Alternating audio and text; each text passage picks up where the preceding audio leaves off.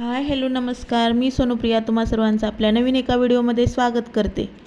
आपण रोज शिवलिंगाचे दर्शन घेतो, अभिषेक करतो, बेलपत्र अर्पण करतो, पण तुम्हाला माहीत आहे का, शिवलिंगाचे 1-2 नाही तर तब्बल 15 प्रकार आहेत। या शास्त्रामध्ये वर्णन केलेले आहेत। यापैकी काही शिवलिंग देवांनी स्थापन केले, काही ऋषींनी, काही स्वतः भगवान शंकरांनी आणि तर काही घरात पूजेसाठी बनवले जातात।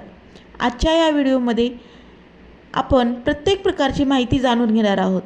तसेच कोणते शिवलिंग घरात ठेवावे, कोणत्या शिवलिंगाला प्राणप्रतिष्ठा लागत नाही, कोणते शिवलिंग सर्वात पवित्र मानले जाते आणि त्यासोबतच शेवटी सांगणार आहे एक गोष्ट जी की प्रत्येक शिवभक्ताने आयुष्यात एकदा ऐकलीच पाहिजे, म्हणून हा व्हिडिओ शेवटपर्यंत नक्की पहा। हर हर महादेव। शिवलिंग म्हणजे काय? लिंग म्हणजे चिन्ह।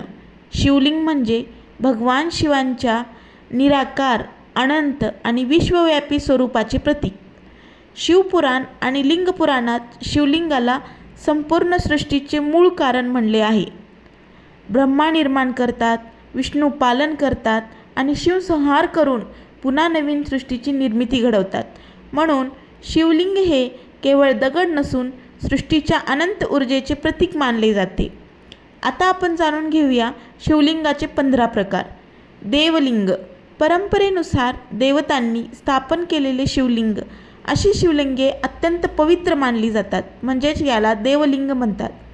असुरलिंग, असुरांनी तपश्चर्या करून स्थापित केलेले शिवलिंग। रावणाने केलेली शिवभक्ती याचे प्रसिद्ध उदाहरण मानले जाते। अर्शलिंग किंवा गाणपत्यलिंग, ऋषीमुनी शिवगणांनी स्थापित केलेले शिवलिंग हे अर्शलिंग आहे। अनेक आश्रमामध्ये अशा शिवलिंगाची पूजा होत असते। मानुषलिंग, मनुष्याने विधिवत प्रतिष्ठापित केलेले शिवलिंग। आज बहुतेक मंदिरामध्ये अशाच प्रकारचे शिवलिंग असते। स्वयंभूलिंग, हे सर्वात अद्भुत मानले जाते, कोणत्याही मनुष्याने न बनवता स्वतः प्रकट झालेले। भारतातील अनेक प्रसिद्ध शिवक्षेत्रे स्वयंभू मानली जातात। श्रद्धेनुसार याचे दर्शन अत्यंत पुण्यदायी मानले जाते।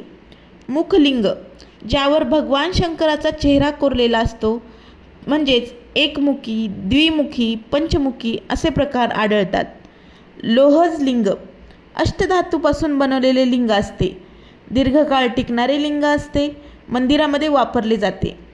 रत्नजलिंग, मणी, पाचू, नीलम, हिरा अशा रत्नापासून जे लिंग तयार होते त्याला रत्नजलिंग म्हणतात। परंपरेनुसार ऐश्वर्याचे प्रतीक मानले जाणारे हे रत्नजलिंग आहे। दारुजलिंग, विविध पवित्र वृक्षाच्या लाकडापासून बनवलेले असते, विविध यज्ञामध्ये याचा वापर होतो, म्हणजेच दारुजलिंग। त्यानंतर आहे मृण्मय लिंग, मातीपासून तयार केलेले, यालाच पार्थिव शिवलिंग म्हणतात। श्रावण महिन्यात याची पूजा मोठ्या प्रमाणावर केली जाते। क्षणिक लिंग, फुले, फळे, तांदूळ, गूळ, पीठ यापासून काही वेळासाठी तयार केलेले शिवलिंग।